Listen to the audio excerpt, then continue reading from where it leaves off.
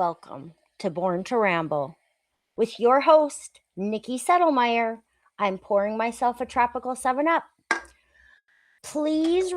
Okay, so I am doing I'm doing a podcast for my 4 paid subscribers plus 1, that's you, Trish.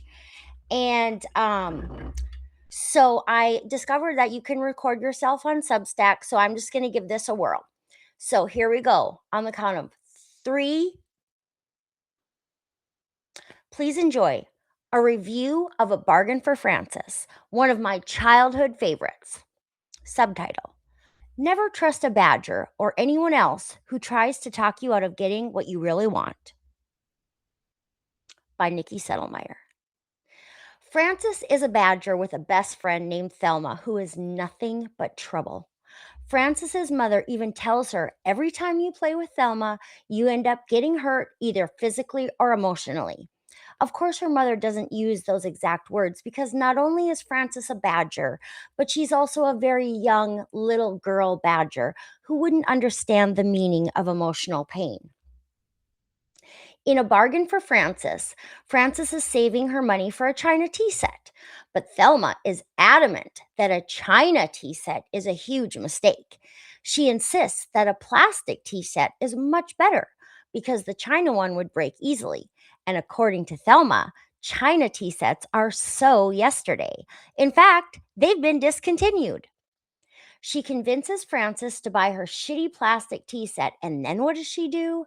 Thelma goes to the candy store where there is one China tea set left in stock, the one that Frances wanted, and Thelma, the snake, buys it.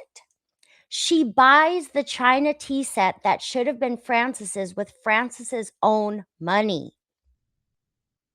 When Frances realizes what happened, she comes up with a plan. She decides to pretend that Thelma left something very precious in the sugar bowl, a ruse to make Thelma want her plastic tea set back. Frances calls Thelma to tell her she's so glad she'll never have to return the plastic tea set because of that certain something in the sugar dish. Of course, Thelma is curious, and the more she asks, the more Frances reiterates that she's so glad they said no backsies. Thelma wants to bargain to get her plastic tea set back. Frances ends up trading Thelma the plastic tea set for the brand new China one plus 10 cents. They decide it's better not to play tricks on each other. It's better to be friends, but that always rubbed me the wrong way. Once Frances knew what kind of person Thelma was, how could she ever truly trust her again? And yes, she got the tea set she wanted plus 10 cents, but Thelma had already used it.